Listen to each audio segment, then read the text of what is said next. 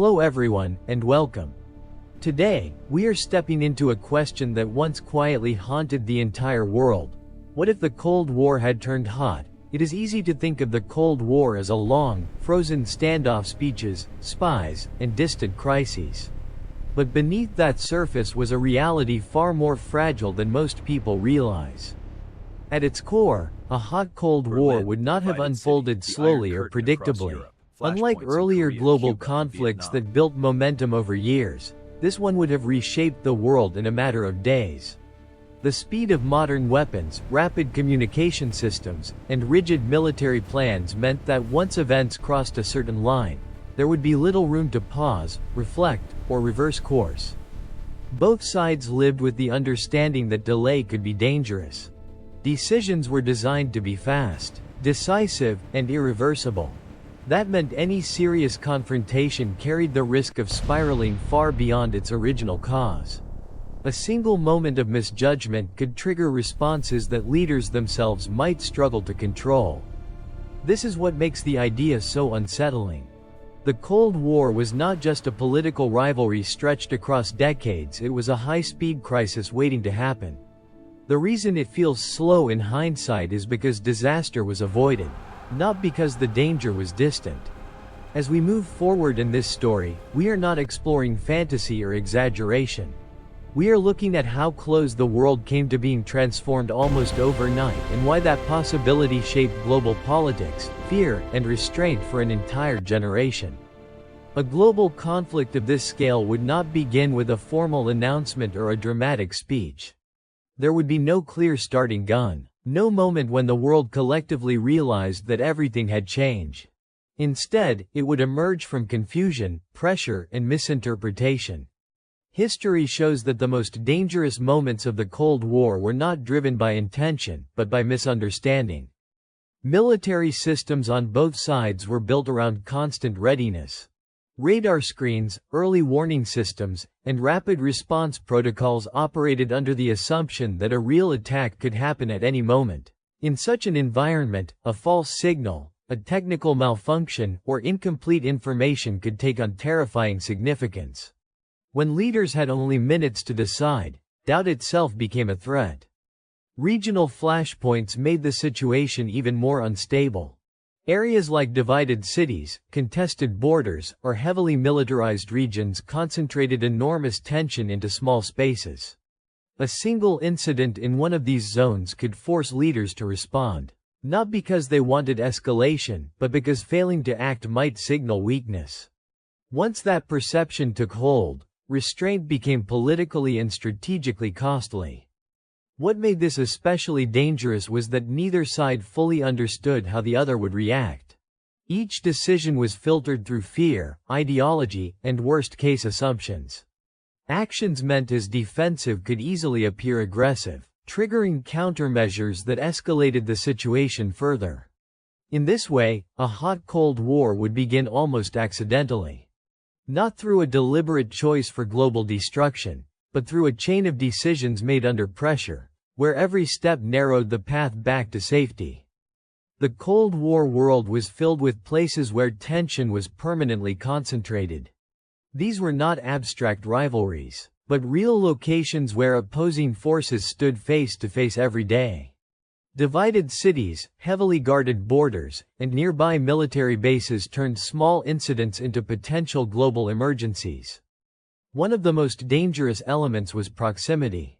In these flashpoints, opposing troops, aircraft, and surveillance systems operated within minutes or even seconds of one another. A misunderstood movement, an unexpected drill, or an aircraft crossing an invisible line could instantly raise alarms. Once alerts were triggered, the pressure to respond quickly often outweighed the need to fully understand what had happened. Technology added another layer of risk. Early warning systems were powerful but imperfect. They relied on radar, satellites, and computers that could misread signals or produce incomplete data. A weather anomaly, a software error, or a human mistake could resemble an incoming attack. In moments like these, leaders were forced to choose between acting fast or risking catastrophic vulnerability. Political symbolism made restraint even harder. Certain locations carried enormous meaning, and backing down in those areas could be interpreted as surrendering influence or credibility. Even if leaders suspected an incident was accidental, public perception and alliance expectations pushed them toward firm responses. Over time, these flashpoints became traps. Each side believed it was acting defensively, yet every move increased tension. A hot Cold War would not begin because leaders wanted destruction, but because the system itself rewarded speed, suspicion, and escalation over patience and clarity. Once open conflict began, the first stage would likely unfold without the use of strategic weapons. Massive conventional forces, long prepared and tightly positioned, would move almost immediately. Central regions filled with troops, vehicles, and aircraft would become the main arenas of combat, not because they were ideal battlefields, but because they were where opposing sides had been facing each other for decades. This phase would be intense but short-lived. Military planners never expected conventional fighting to last long under such conditions. The scale of forces involved meant that losses would accumulate rapidly, supply lines would be strained, and command structures would be under constant pressure. Every hour of fighting would increase the risk that one side might begin to fall behind in a way that could not be recovered. Air power would play a decisive role. Control of the skies would be essential for protecting ground forces, disrupting enemy movements, and maintaining communication. At the same time, naval operations would focus on securing key routes, preventing reinforcements, and protecting vital infrastructure. These battles would be fast, complex, and unforgiving. What made this stage especially dangerous was the mindset behind it. Both sides entered with the understanding that losing a conventional conflict could leave them vulnerable to far greater threats. As a result, commanders would feel constant pressure to escalate rather than retreat. Slowing down or pulling back might preserve lives in the moment, but it could also invite future disaster. In this environment, conventional war was never an end in itself. It was a narrow bridge between tension and catastrophe, where every decision was shaped by the fear that time was running out. As conventional fighting dragged on, the pressure to escalate would grow with every passing moment. Military doctrines on both sides were shaped by a deep fear of falling behind. The belief was simple and dangerous: if escalation was going to happen anyway, it was better to act first than to react later. Commanders were trained to assume the worst. Any sign of weakness could be interpreted as the beginning of defeat. In such an atmosphere, restraint was not seen as wisdom, but as risk. Even leaders who wanted to limit the conflict would face intense pressure from advisors, allies, and military systems designed to respond quickly and decisively. Another factor was uncertainty. No side could ever be completely sure what the other intended. A pause in fighting might signal an attempt to regroup rather than a desire for peace. That uncertainty pushed decision-makers toward action instead of patience. The longer the conflict continued, the smaller the margin for error became. Political realities added to this momentum. Leaders had to consider how their actions would be perceived at home and abroad. Backing down during an active conflict could undermine credibility, weaken alliances, and invite further challenges. These concerns made de-escalation feel costly, even when escalation was clearly dangerous. Over time, the conflict would reach a point where continuing with conventional methods seemed insufficient. The systems, plans, and expectations built during decades of rivalry made escalation feel less like a choice and more like an outcome. At that stage, the path away from disaster would be narrow, uncertain, and slipping fast.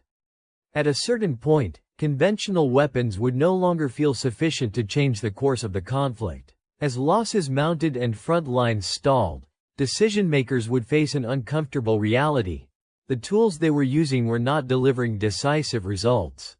This is where the logic of escalation would take a darker turn. For decades, nuclear weapons were integrated into military planning not just as last resort deterrents, but as practical options under extreme circumstances. Smaller, limited-use nuclear systems were designed specifically for battlefield scenarios. Their purpose was not total destruction, but shock and attempt to halt enemy advances or force negotiations through overwhelming force. Once this threshold was crossed, the nature of the conflict would fundamentally change. Even a limited nuclear strike would carry enormous symbolic weight. It would signal that long-standing boundaries had been broken and that previous assumptions about restraint no longer applied. The psychological impact alone would ripple far beyond the immediate area of use. The greatest danger at this stage would be interpretation. One side might see a limited action as a warning, while the other could perceive it as the opening move of something much larger. In an environment shaped by fear and worst-case thinking, intentions would matter less than perceptions. From here, control would become increasingly difficult. Each response would be shaped not only by strategy, but by panic, uncertainty, and the pressure to avoid appearing vulnerable. What began as an attempt to regain advantage could quickly transform the conflict into something far more destructive, with fewer and fewer opportunities to step back. Once nuclear weapons entered the conflict, even in a limited way, control would become increasingly fragile. The systems built to manage escalation were never designed for calm, extended decision-making. They were built for speed, certainty, and rapid response. In a situation filled with fear and incomplete information, those qualities could become dangerous. Every action would be evaluated through the lens of worst-case assumptions. A single strike might be interpreted not as a signal, but as the first step in a larger sequence. Leaders would have to decide whether to wait for confirmation or respond immediately, knowing that hesitation could leave them exposed. In such moments, the pressure to act quickly could outweigh the desire to fully understand what was happening. Communication would also become more difficult. Infrastructure disruptions, conflicting reports, and the fog of conflict could delay or distort messages. Even clear intentions might arrive too late to prevent retaliation. The risk of misunderstandings would increase precisely when clarity was most needed. Another challenge would be the loss of boundaries. Once a long-standing line had been crossed, it would be unclear where the next limit lay. Each side might believe it was still acting with restraint, while the other saw only escalation. This gap in perception would widen with every response. At this stage, the conflict would no longer be driven solely by strategy. Momentum, fear, and system-driven responses would begin to dominate. Decisions would be made not because leaders wanted further escalation, but because stopping suddenly would feel more dangerous than continuing. After boundaries had already been crossed, the distinction between limited and large-scale action would begin to blur. What was once described as controlled or contained would feel increasingly unstable. Each side would worry not only about what had already happened, but about what might come next if they failed to respond decisively. Strategic systems were designed around the assumption that delay could be fatal. The fear was not just damage, but vulnerability. If leaders believed their opponent might escalate further, the temptation to act preemptively would grow. In this environment, decisions would be driven less by long-term outcomes and more by immediate survival logic. Another factor would be uncertainty about capabilities. No side could be sure how much strength the other still had in reserve. That uncertainty encouraged worst-case thinking. Rather than risk losing the ability to respond later, decision-makers might feel compelled to act while they still could.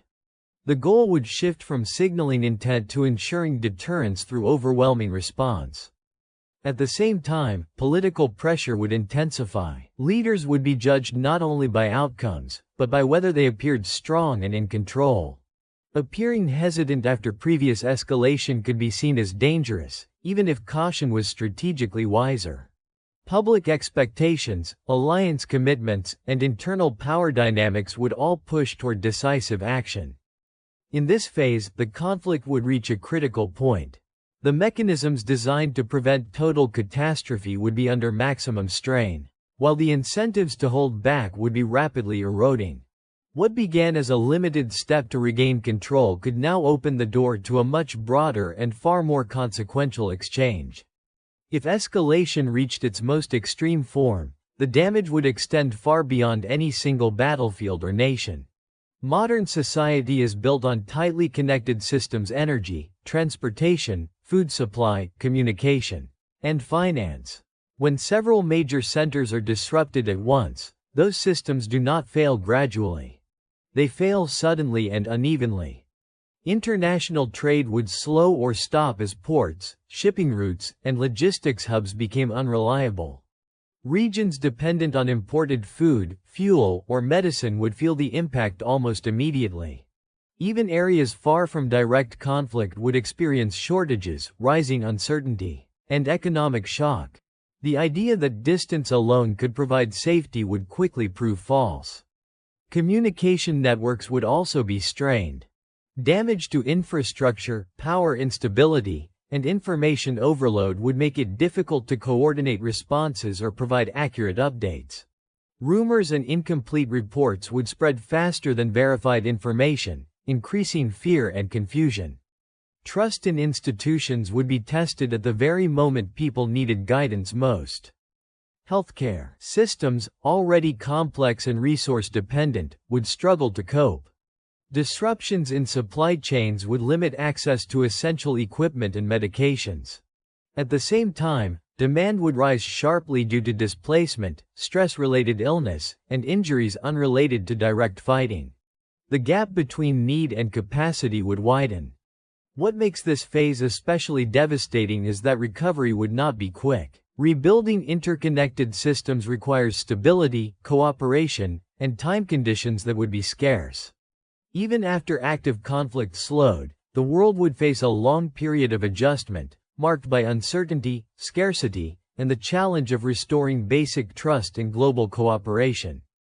As global systems weakened, the most profound impact would be felt in everyday life. The consequences of the conflict would reach far beyond military forces, reshaping how ordinary people lived, moved, and survived. Displacement would become a defining feature of this period, as communities sought stability in a world where familiar structures no longer functioned reliably. Food insecurity would rise as supply chains fractured and agricultural production faced interruptions. Regions already vulnerable to shortages would experience the effects first, but even wealthy areas would feel strain as availability became unpredictable. What had once been routine access to basic goods, reliable services, and steady employment would turn uncertain. Social pressure would increase alongside material scarcity. Governments would struggle to balance order with public need, while communities faced difficult choices about resource sharing and cooperation. Trust, both between nations and within societies, would be tested as fear and stress shaped decision-making. In such conditions, misinformation and panic could spread quickly, deepening instability. The emotional toll would be equally significant. Constant uncertainty, loss of security, and concern for loved ones would leave lasting psychological effects. Entire generations could grow up shaped by disruption rather than stability. Recovery would not simply involve rebuilding infrastructure, but restoring a sense of normalcy and confidence in the future. What defines this stage is that its impact would not end when conflict subsided. The human cost would persist long after major events faded from headlines, influencing population movement, economic recovery, and global relationships for decades to come. When the conflict finally slowed, the idea of victory would feel hollow. Even the side that avoided the worst damage would face a world fundamentally changed. Economic systems would be weakened, alliances strained, and political authority questioned. Power would no longer be measured by dominance, but by the ability to maintain stability in an environment shaped by loss and uncertainty. Reconstruction would demand immense resources at a time when trust and cooperation were in short supply. Nations would struggle to restore basic services while also managing social pressure, displacement, and long-term economic disruption. Former rivals might find themselves facing similar challenges, not as competitors, but as societies trying to hold themselves together. Politically, leadership would be under constant scrutiny. Decisions made during the conflict would be re-examined, and public confidence could erode quickly. In some regions, instability could open the door to internal conflict, as populations questioned whether existing systems had truly protected them. The aftermath would test governments just as severely as the conflict itself. Internationally, the balance of power would shift in unpredictable ways. Traditional influence might fade, while new forms of cooperation or rivalry emerged. The global order that existed before the conflict would no longer feel relevant, replaced by a more cautious, fragmented landscape. In this context, winning would mean little more than enduring. Survival, not triumph, would define success.